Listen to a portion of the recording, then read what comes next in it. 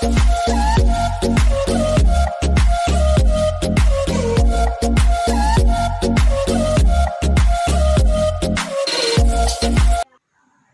Friends, welcome to ராசி tips. எல்லோரும் எப்படி இருக்கீங்க? நல்லா இருக்கீங்களா? இன்றைக்கி நம்ம சேனலில் பார்க்க போகிற வீடியோ என்னென்னு பார்த்தீங்கன்னா, ரொம்ப ஈஸியாக வீட்டிலையே இருக்கிற பொருளை வச்சு பேக்கிங் பவுடர் எப்படி ரெடி பண்ணுறது அப்படிங்கிறதான் இன்றைக்கி வீடியோவில் நம்ம பார்க்க போகிறோம்.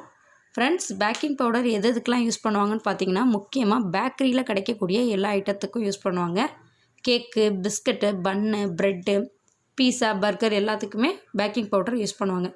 எதுக்காக இது யூஸ் பண்ணுவாங்கன்னு பார்த்தீங்கன்னா, நம்ம அதிக அளவில் மாவு, அதாவது கோதுமை மாவு, மைதா மாவு சேர்த்து நம்ம ரெசிபீஸ்லாம் செய்யும் போது அந்த மாவு வந்து அடைஞ்ச மாதிரி இல்லாமல் நல்ல சாஃப்டாகவும் டேஸ்ட்டாகவும் இருக்கிறதுக்காக தான் இந்த பேக்கிங் பவுடர் யூஸ் பண்ணுவாங்க. இது நார்மலாக இருக்கிற கடைகளில் கிடைக்காது, சூப்பர் மார்க்கெட்டில் தான் கிடைக்கும். இது 100 கிராம் பார்த்திங்கன்னா 30 ரூபா ரேட்டு.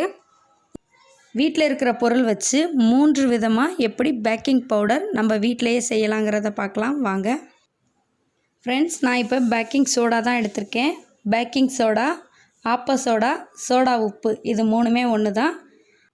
பேக்கிங் சோடா வச்சு பேக்கிங் பவுடர் எப்படி பண்ணுறதுங்கிற பார்க்கலாம். இது ஃபஸ்ட்டு டிப்பு. அதுக்கு ஒரு பவுல் எடுத்துக்கோங்க. 1 டேபிள் ஸ்பூன் அளவுக்கு பேக்கிங் சோடா, அதோட ½ லெமன் ஜூஸ் எடுத்துக்கலாம். லெமனோட ஜூஸ் மட்டும் போதும், அந்த சீட்ஸ் எல்லாம் எடுத்துடலாம்.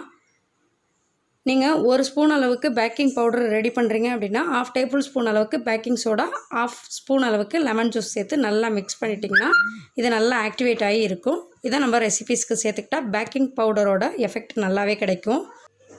செகண்ட் மெத்தட் என்னங்கிறத பார்க்கலாம். அதுக்கும் ஒரு பவுல் எடுத்துக்கோங்க. 1 டேபிள் ஸ்பூன் அளவுக்கு பேக்கிங் சோடா, இதோட 1 ஸ்பூன் அளவுக்கு தயிர் சேர்த்துக்கலாம்.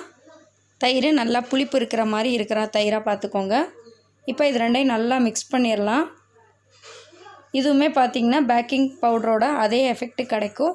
எந்த ரெசிபீஸ்க்கு நம்ம பேக்கிங் பவுடர் போடணும்னு நினைக்கிறோமோ அந்த அளவுக்கு 1 டேபிள் ஸ்பூன் அளவுக்கு சேர்த்துக்கலாம். தேர்டு மெத்தட் என்னென்னு பார்த்தீங்கன்னா, அதுக்கு ஒரு பவுல் எடுத்துக்கலாம். 1 டேபிள் ஸ்பூன் அளவுக்கு பேக்கிங் சோடா எடுத்துக்கலாம். இதோட நான் வினிகர் தான் எடுத்திருக்கேன். வினிகர் எல்லா கடைகள்லையுமே உங்களுக்கு கிடைக்கும். வினிகர் 1 டேபிள் ஸ்பூன் அளவுக்கு சேர்த்துக்கலாம். வினிகரை சேர்த்த உடனே பாருங்கள், வினிகர் ப்ளஸ் பேக்கிங் சோடா ரெண்டும் சேர்ந்து எப்படி ஆக்டிவேட் ஆகுதுன்னு.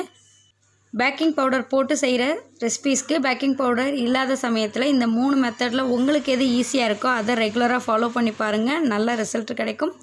ஃப்ரெண்ட்ஸ், இன்றைக்கி உங்களோட ஷேர் பண்ணிக்கிட்ட இந்த வீடியோ ரொம்பவே யூஸ்ஃபுல்லாக இருக்கும்னு நினைக்கிறேன். நீங்கள் இன்னும் நம்ம ராசி டிப்ஸ் சேனலை சப்ஸ்கிரைப் பண்ணாமல் வந்தீங்கன்னா சப்ஸ்கிரைப் பண்ணிட்டு பக்கத்தில் இருக்க பெல் ஐக்கானை கிளிக் பண்ணிடுங்க. இந்த வீடியோ பிடிச்சிச்சுன்னா லைக் பண்ணி ஷேர் பண்ணுங்கள். தேங்க்யூ ஃபார் வாட்சிங். Thank you friends.